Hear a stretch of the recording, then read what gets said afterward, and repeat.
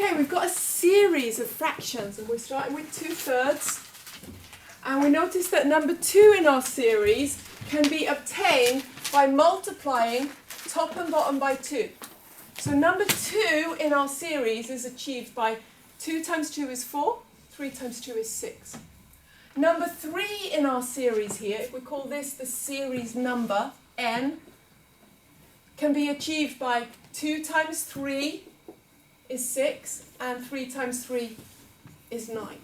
So we can get whichever number we want in our series by multiplying our start fraction by that number. So the question was here in A, what fraction would it be for series number 10?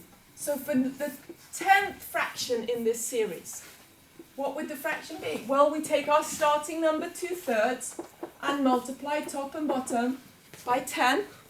That would give us 20/30ths. So if I was to carry these on, I would carry on, and let's do it for this one. We won't do it for the others, but here we've got 8/12. What am I doing each time? If I look here, there's also, I can see that I'm adding 2 each time on the top number, but I'm actually adding 3 each time on the bottom number.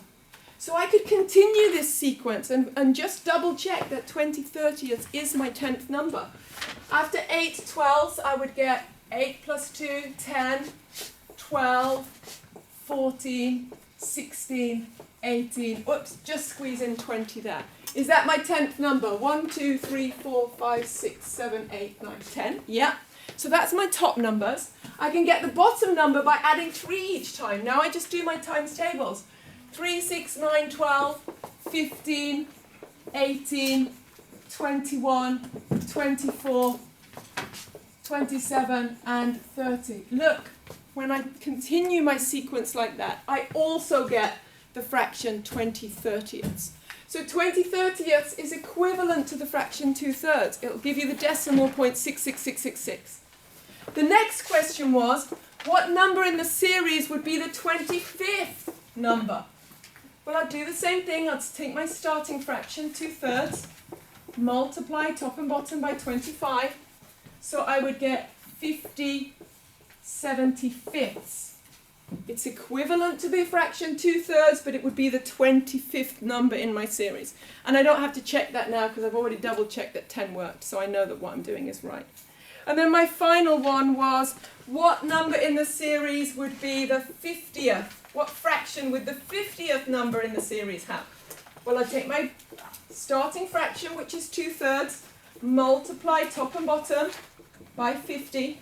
2 50s are 100. 3 50s are 150. So 150ths is also equivalent to the fraction 2/3.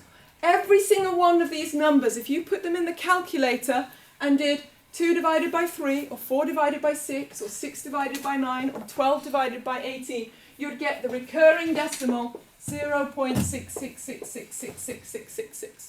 So all these numbers have the same decimal value. That's the fun thing about fractions, when you can manipulate them like that. That was a very